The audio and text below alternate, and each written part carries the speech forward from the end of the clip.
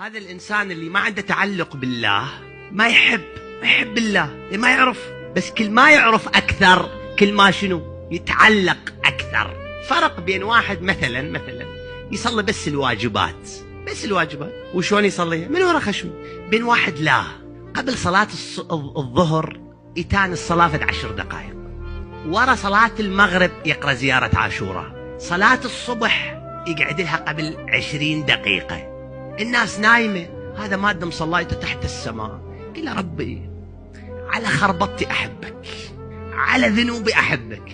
يدق الباب مرة ومرتين وثلاثة وأربعة وخمسة، الله يسمع.